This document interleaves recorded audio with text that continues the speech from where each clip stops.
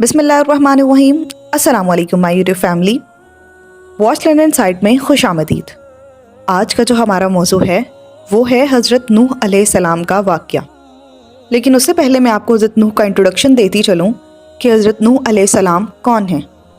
हज़रत नूह अलैहिस्सलाम सबसे पहले नबी हैं जिनको रिसालत से नवाजा गया। उनका नाम अब्दुल जब्बार है और आपके भाई का नाम साबे बिन लामिक है।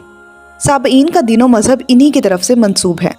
अहले इल्म ने लिखा है कि आप अपनी उम्मत को एक तवील मुद्दत तक दीन की दावत देते रहे।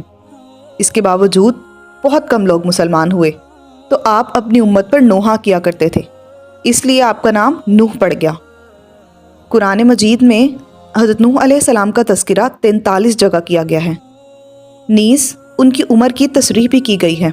उन्होंने 950 साल की तवील उम्र पाई। ये था हज़रत नूह का छोटा सा इंट्रोडक्शन। चलिए वाक़या शुरू करते हैं। मुअर्रिख़ीन ने लिखा है कि नूह अलैहिस्सलाम ने अंगूर की बेल लगाई। एक दिन इब्लीस आया और इसने इसमें फूंक मारी तो बेल सूख गई। ये माजरा देखकर आप रंजीदा हो गए।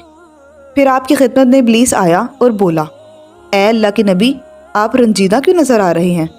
आपने वाक़या सुनाया। इस पर इब्लीस ने यह मशवरा दिया कि अगर इस बेल को सरसब्ज़ो शादाब देखना चाहते हैं तो मेरे मशवरे पर अमल कीजिए और मुझे इजाज़त दीजिए कि मैं इस बेल पर शेर, चीता, रीछ, गीदड़, कुत्ता, लोमड़ी, मुर्ग 7 जानवरों का खून भेंट के तौर पर चढ़ा दूं। इस अमल से मुझे यकीन है कि ये बेल फिर से सरसब्ज हो जाएगी। आपने उसे इजाज़त दे दी और ये इजाज़त लाइल्मी की वजह से थी। चूँकि नूह अलैहिस्सलाम को इस वक्त भेंट चढ़ाने की हुर्मत मालूम नहीं हुई थी, चुनाचे इब्लीस ने इन 7 जानवरों का खून अंगूर की बेल पर चढ़ाया। अचानक वो सरसब्ज होने लगी, बल्कि खून डालने से इतना फ़ायदा हुआ कि हमेशा बेल में एक ही किस्म के अंगूर लगते थे, लेकिन इस बार 7 किस्म के अंगूर आ गए।